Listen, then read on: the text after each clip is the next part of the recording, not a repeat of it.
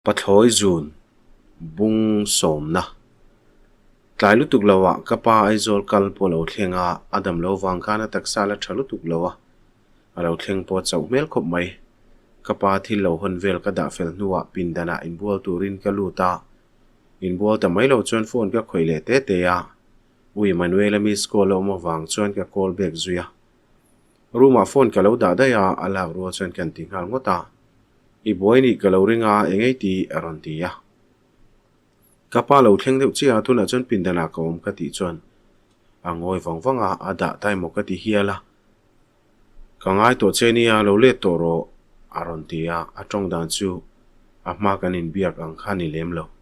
I ru ye lo ka ti chon tlem te in aron ti ya soile mai tur po ka shelo kar khat po ka lom bo lawa chu tianga zu in mai te chu mak ka ti viau ani chu ka ti lain tungei biaka me che otliang ral hiana tiri ka shele zela zomoni oni lo ti chiang takin ka shebok ka nging lo hian ka shia boi ka dariang a soi zo main phone chu ofa ka malam chu ken ngot ngota in sofia tumlo te chon min ti thin ur zola mode of zetin ka in buala ka in pe fel nuwa ka chuaka ka pi in choi ro ta wangin chauka chuan ka tlang hala email te bar chu uare san milo fiam zuilea ka u hwa chon ka noi lui shamani uare sa fel ve deuh na chu choi siam vele hen milo puisi a atu chon thleng po sil vele lob lopa a thian te pon an fiam fowa in la pa deuh in thleng a sile nu thin an ti pon angai holem lo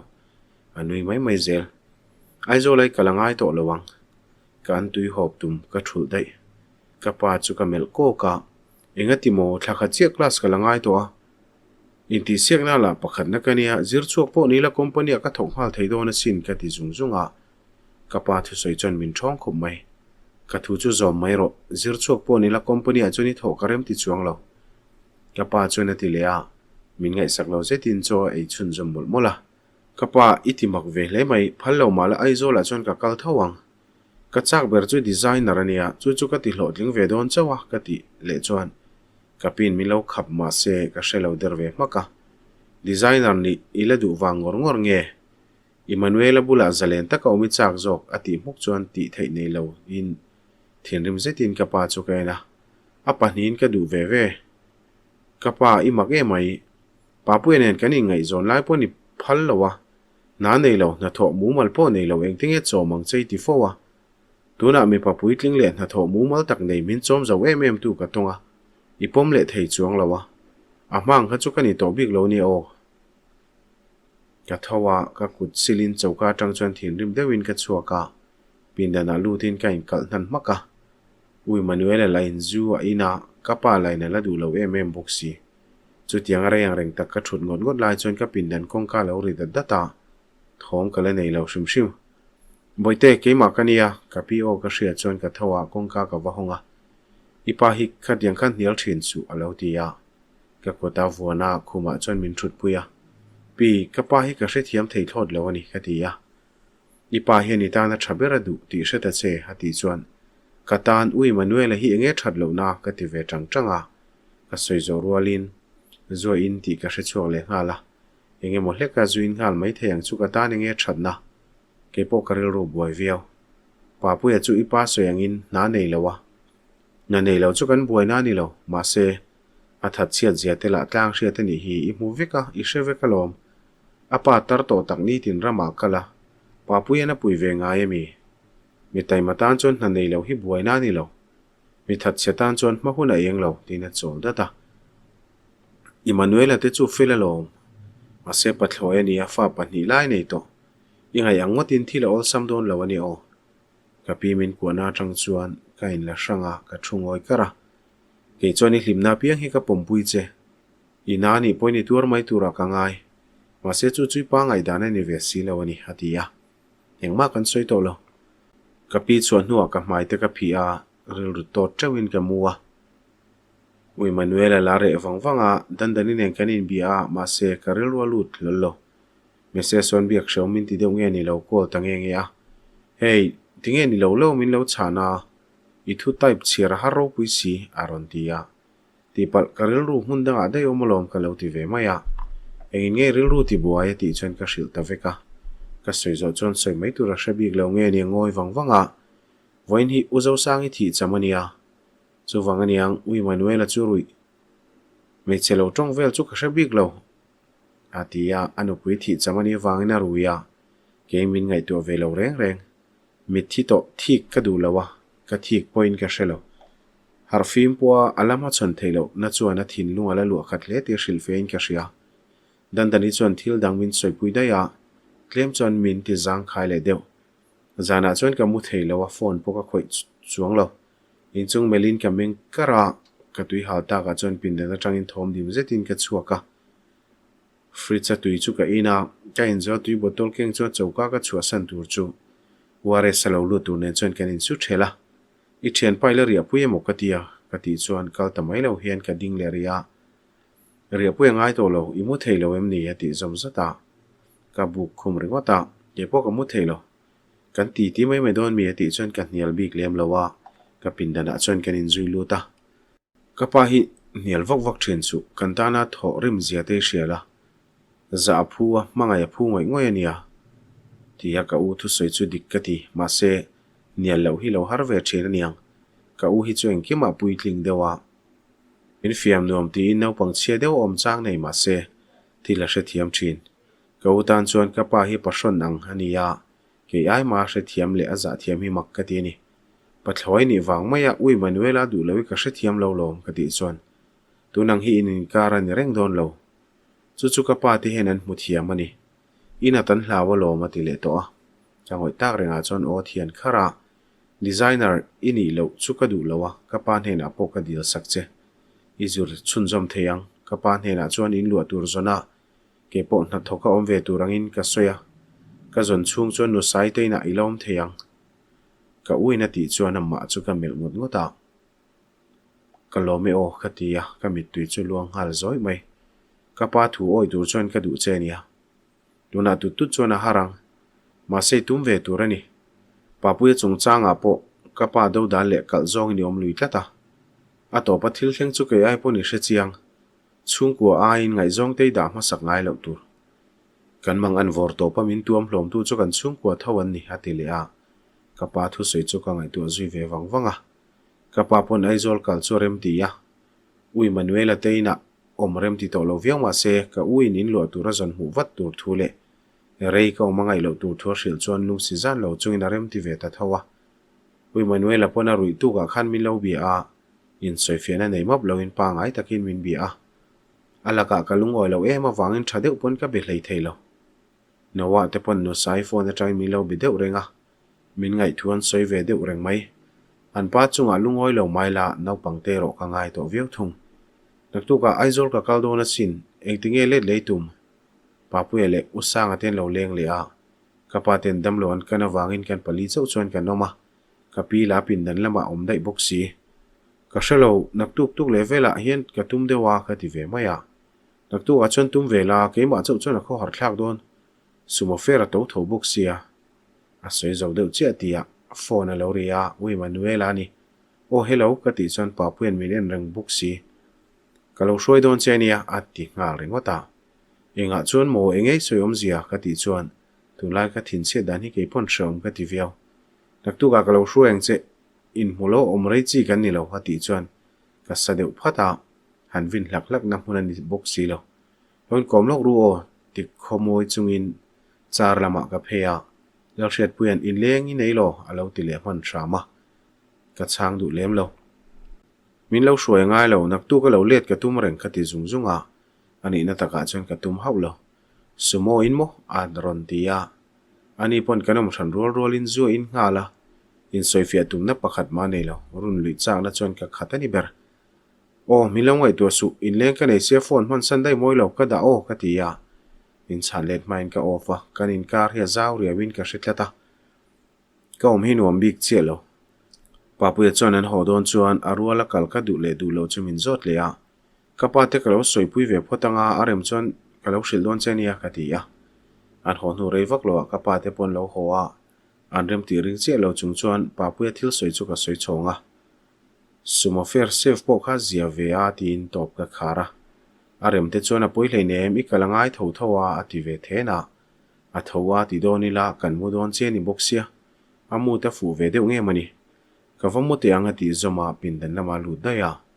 kiminen inin kom talo mi kanun ti chon ka ngoi renga khatiang kha ka chunga ti ma se ka hotak tak thei bik lo te tanga in kom eng kim ti dun thin le ka ayo zawe mem tu nia kamini khana harfim lawa harfim ni se khatiang kha ka chunga ati du ka ring lawani kom to lo thil thleng kha kanu te ka shil lawa sheve khelo se ka du wangani puitling ni ve to a chan chu ka zot kil ke lawang che ani le arai ti sheve to e mati chen ka meng phok viau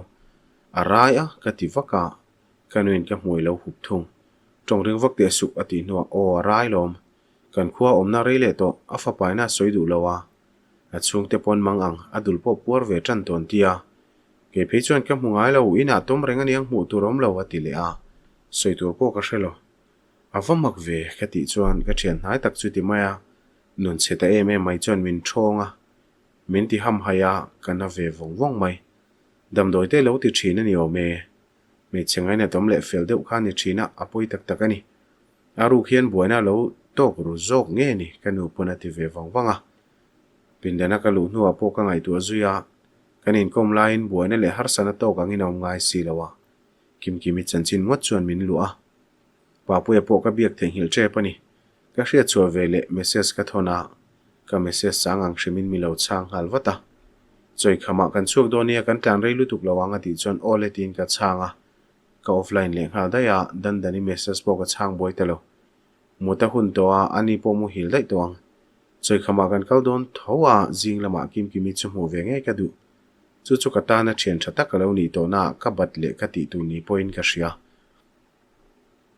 nunalte kimi omem kimin nu chuan ko ta pangpar to elo pe a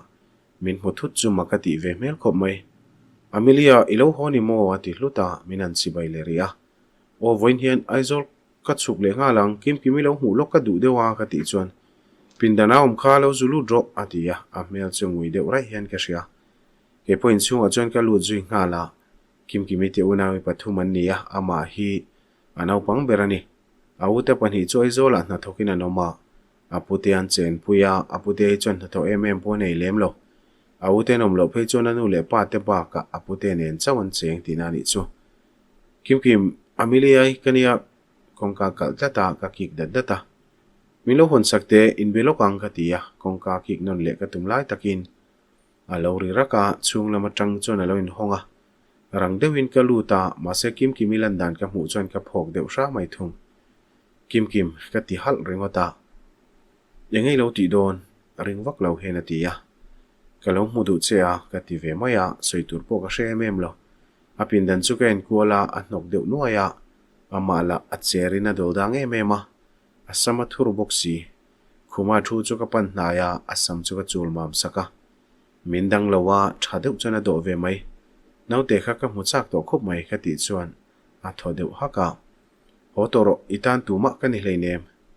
milo hmuangai to lo tin ka ku cho vai perlopa thian kan ni kha ka ti chuan nui hoka nui zatwang ani lo te ro ka hre chiang viau thian mo i thian ni tlak po ka ni hleinem itan mi thalo ka ni hi nangpon min ngai dam thei lo kha ati chuan a bula chuan ka thu zuya atir khan ka ril ru na a te tanga ka kom ka thian nuin kha tiang min bum kha ka hre thiam lo ani ka ti lai tak chuan min chik ve nga em tuma hian ka ni na takin mu thiam lo kanuya ka thai mo india ma se ni lo asin ka thalo ka thathot lo kanun hi ka ha puya voeng zange damai thi ka than po ka hrelo ati lak laka amit tuilo luang chu hruzuya min hrilla ke chumi dangril ru don pui thiam lo kani ti te chu hrialom min hril top lo te choneng ma ka hria thiam ngai lo kha ka tia nakina ila shave mayang ati ringota trong tum to lo ti hriat takiana ka chu chip zui deuh maka ka ngai dam che long ke ma jok poi min ngai dam ro tin ka kwa min nam son dor karin line nget tak chon min ko leta midang te pon har sanan to ka anu na chiat pha chuang lo mase ke chon ka har sana to chu kanun di che nan ka mang ta zo ka ni hi tia atap khur dar dara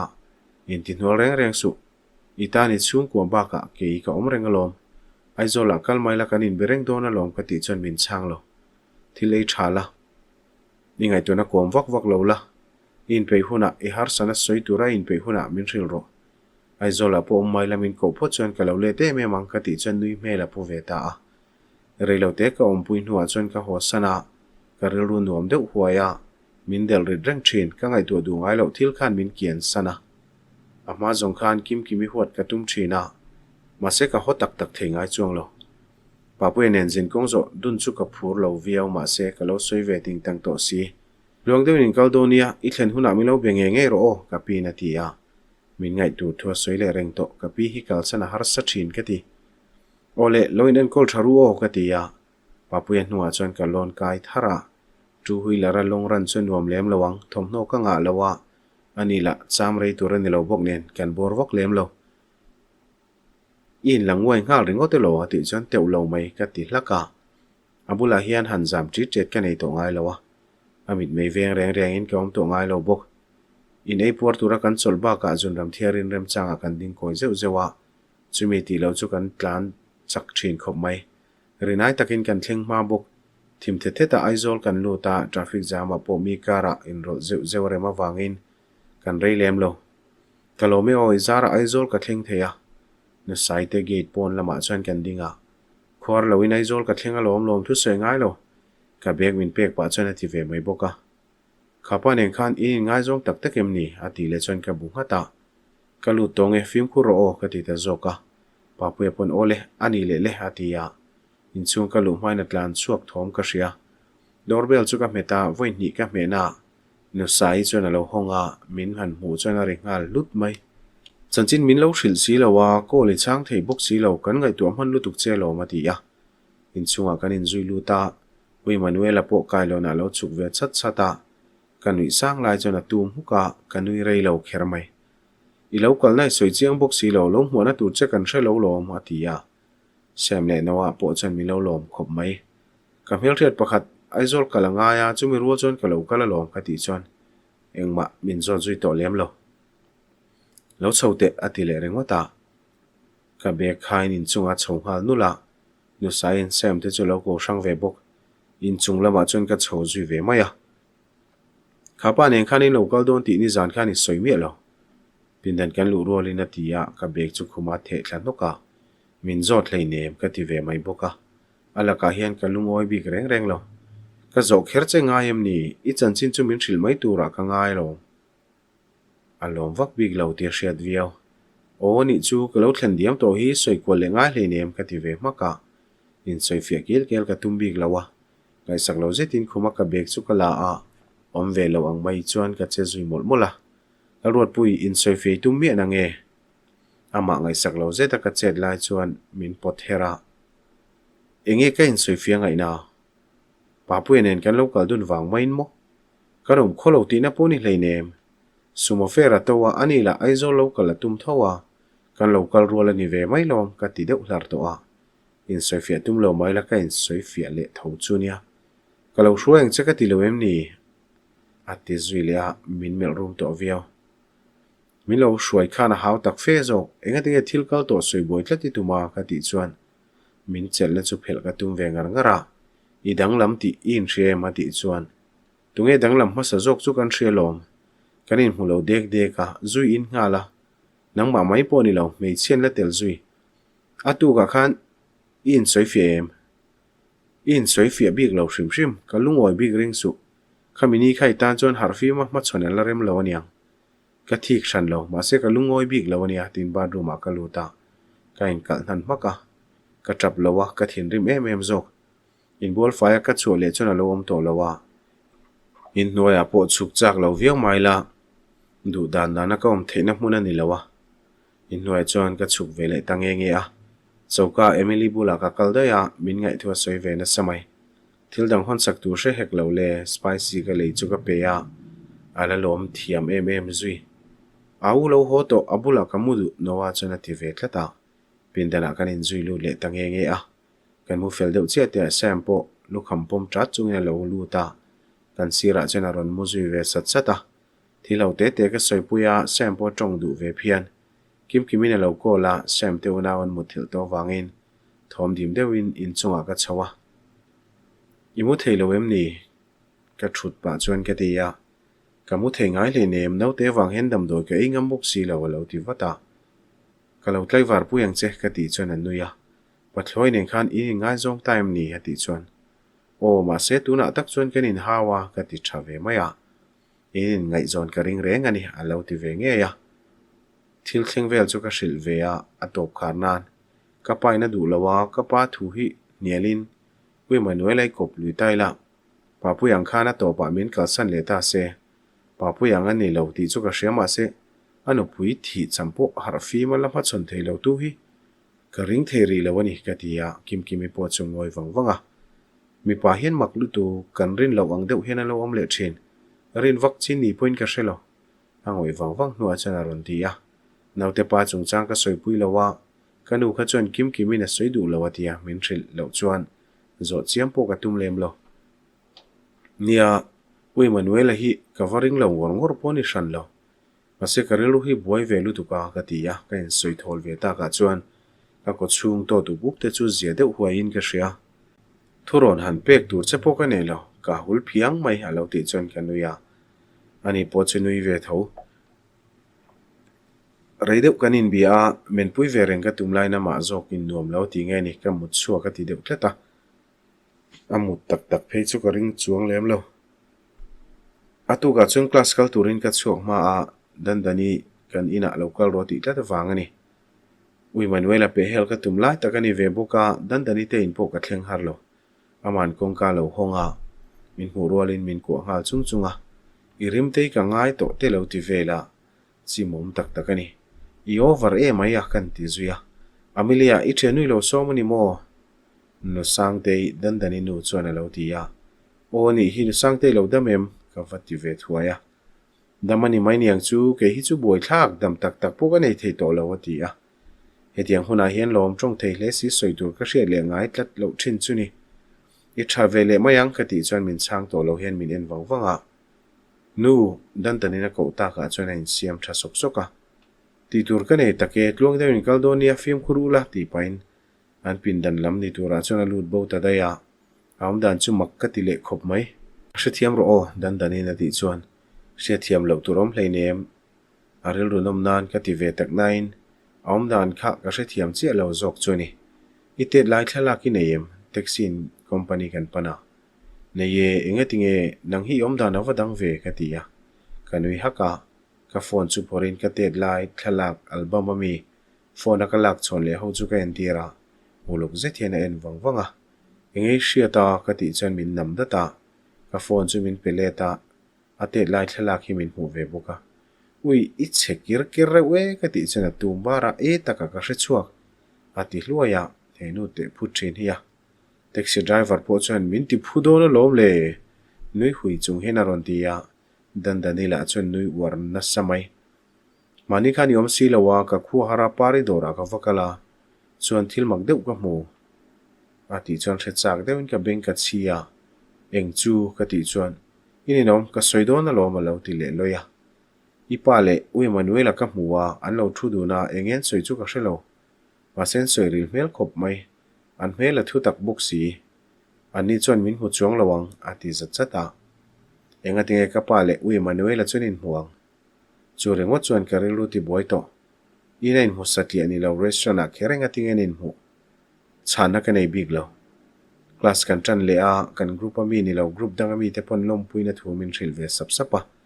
anuam ve viau cafeteria thil ka nei line thomom huka thomom na lam kan hnung chan dai wangin enge chan ka hrelo enge a tin dan dani chu ka zota thomom hleka mengtang hal ru thin dan danin pa ngai takin thil ai chun jom mai boxia atang kai vak lo ania ibial pa so alo in so off don ania athil ei la thial renga josal tem le hlek boka atu se wang chon ka hoilet ve tang nge a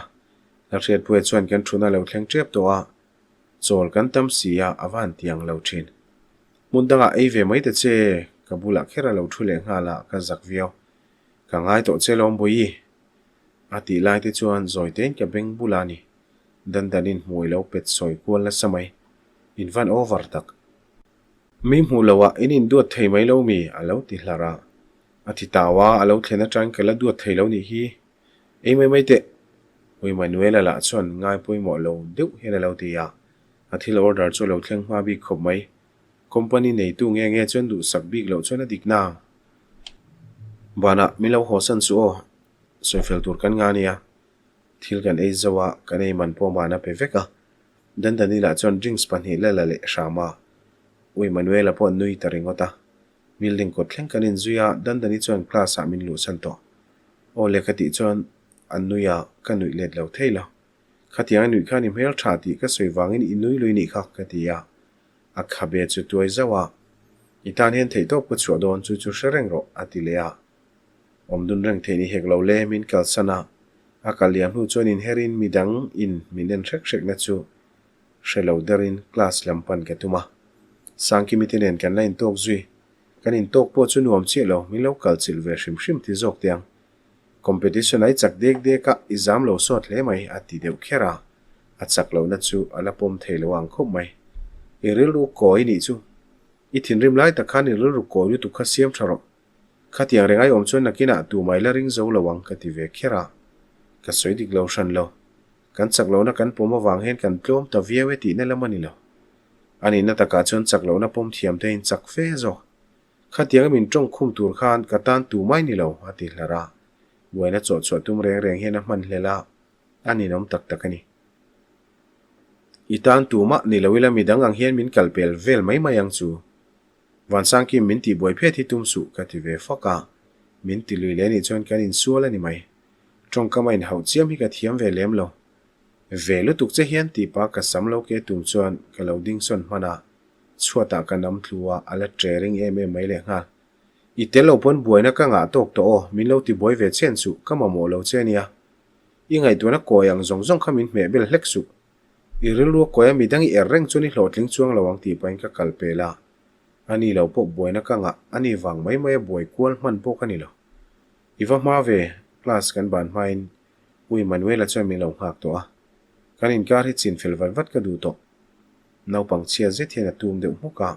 afa te iPhone tu na takhi chuan nau pang chia jok dayang kan vatlan thui to ve kan kala tu po ka shelo kan tlan thui to ti chau ka sia I mu mayang boi tlem te hen do thei ve deuh thin lamole atia in her taw sokin pon lam ka thlir san dai kan thleng ta e tin motora ti dinga a chhuar rolin ka chuk ve ngala mi hausa ho takhi chu ka ti chuan nui huka kapuin in hun himin pe ya kapu thi nuwa in te sign ka hun ola pianga thing te ka phun thina lom in bulvela chuan thingkung lian lutuk lo buk deuh aum fura na hun chuan nuwa mani top mai kodlai chuan phul lema pha vek boka mere thedan chuan he tiang hi ti ve thei chi poni lo lutila tina kutelo phar chua chu ka vuana anuam hle mai a chung chuan nuam khop mai a thiang hlim sar mai bok avan 5 ve ka ti chuan ka kalkwal vela engkim mai chu abal the soiturom lo ti fai tu kan neya kar khata voi ni te achangin voi khatte ti faia ati ve maya en kwal hun chu ilanga don tuna chun soidun tur kan nei nia ka ban bula chon chelin min pota sofa chon min thutira ke pon zo du che ka nei lom ka ti ve thuaya ka bula lo thut ro chon ulok deuh hian ka en wangwanga min zot ma sadon em ni ati chuan ka bu ngata ka pa ne nin mu chan kha ka shadu ka ti ngal deuh topa pe hel deuh thil soi hi ka thiam ve shan lawani iti ka ring renga ati chuan kan nui ringota ka soi kil ke lawang ma se kalsan che ka tumlo min kalsan duani ro chuan ka dang lawang che atia ka hmoi ka se no na ringota zui in kha ka ti chuan zui mi ngai zong nei ka tum ngai lawa alo in kha kala tur dam thei lawani thian ho kanin mu khoma karil ru to lutuk ti re nan thian te rolin ka lem ve hlek chawlong mei che soi ka chu siam siami niang ati chuan ka ngoi renga ka lungoi lo em ka shelawa ain soi fena ka ngai thlang nuwa ka hadam huai point ka hre chuang lo khamini kha sam te nu thi chamti ka hriania rel ro ve nei reng chunga nui lui ve hi ka pe vak lo chuwang chuan zo the piang chu ka zot zel mai niang chu mani indi shom kheri ka ziani velawa khata kha kan buaina chu ni khamini khani panen kanin mu zo sangi thi cham chu ni ngai mai ma se thi cham voi khana tangin harfim charcharin kelam ha chon ati ve muta kapa chu ni nge soi khati le shama shelo la thazok kanin kar hi tir tang khan ol sam takani karing lo sa I pa thu soi wang khan kalsan che katum lo ania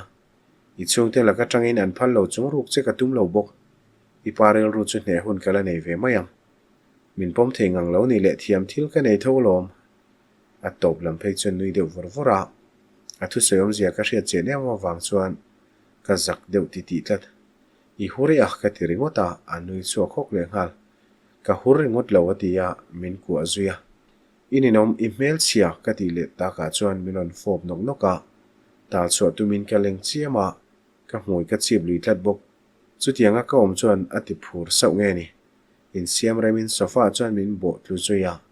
min fob war sau mai le ngal ehele cho chin deng do niang